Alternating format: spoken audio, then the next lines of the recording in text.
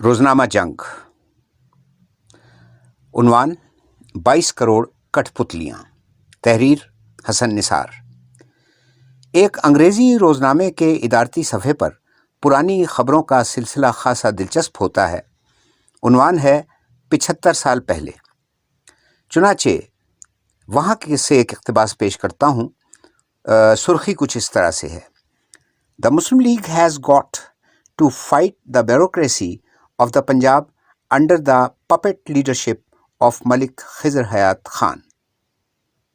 अक्लमंदों के लिए खबर की मुंदरजा बाला चंद सत्रों में बहुत से इशारे मिलते हैं। अंदाज़ा लगाएं कि पंजाब खिसकता खिसकता खिज़र हयात खान से नवाज शरीफ और शहबाज शरीफ और फिर सरदार उस्मान बुज़दार तक आ पहुंचा। लेकिन इस 75 साला दायरे के सफ़र में कल्चर जूं का तूं है। आज मुस्लिम लीग नून वज़ीर आज़म इमरान खान को पपेट यानी कठपुतली और पीटीआई को फाशिस्ट जमात करार दे रही है, तो दूसरी तरफ गौर फरमाएं कि ऐसे कहने वाले खुद कहीं जनरल जीलानी और जनरल ज़ियाउल हक की कठपुतलियां तो नहीं रहे, जिनमें से एक को अरबों डॉलर डकारने के बाद आजकल इनकलाबी नज़रियाती बनने का दौरा पड़ा हुआ है। यही नहीं बल्कि आज के वज़ीर आज़म के बारे में भी कठपुतली जैसी इस्तिलाह ज़बां ज़दे आम है। इससे भी एक कदम आगे बढ़ाते हुए याद करें कि तब जिसे बुरा भला कह रहे थे उसके पेतरा बदलते ही ताज़ा खबर आई कि खिज़र हमारा भाई है।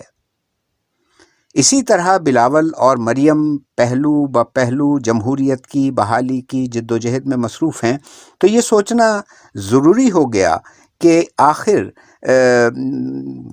पिछले दौर की तरफ वापस जाएं तो बिलावल तो जरदारी साहब का फर्जंद है, जिनकी ज़बान नवाज शरीफ के हुक्म पर तराशी गई थी, और बिलावल उन मोहतरमा बेनज़ीर भुट्टो मरहूम का फर्जंद भी है, जिनके हुक्म पर मरियम नवाज के बूढ़े बीमार दादा को डंडा डोली करके पुलिस वैन में पटक कर थाने में लाया गया था और घंटों दवाओं से भी महरूम रखा गया था।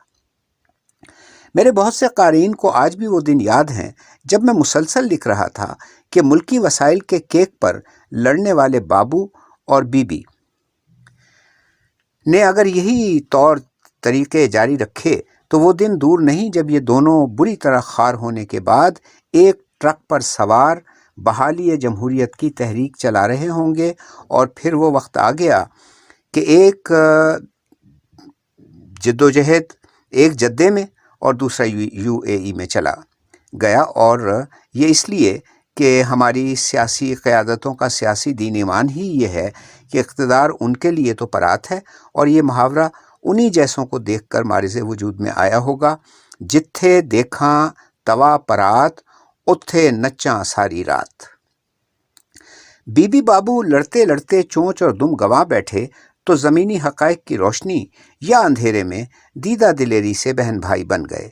आज बिलावल मरियम केस में हालात ने सब कुछ रिवर्स कर दिया, सो उनके ताल्लुकात की शुरुआत तो बहन भाई के तौर पर हुई, लेकिन कल कलां इस इस्लामी जमहूरिया जादू नगरी में अगर उनमें से खुदा न खास्ता कोई एक भी इक़्तिदार में आ गया तो हफ्तों के अंदर अंदर दोनों सौकनों की तरह लड़ने लगे, और जो किसी मनी लॉन्ड्रर की सज़ा मेरी हुई, और ये बात मैं इस भरोसे पर लिख रहा हूँ कि अव्वल तो मुझे मनी लॉन्ड्रिंग का एजाज़ नसीब ही ना हुआ, और हुआ भी होता तो क्या, बिलाखिर मनी लॉन्ड्रर की अपनी लॉन्ड्रिंग भी तो होती है, ताकि वो ताज़ा दम होकर फिर 5 साल 10 साल के लिए जमहूरी दिहाड़ी लगा सके।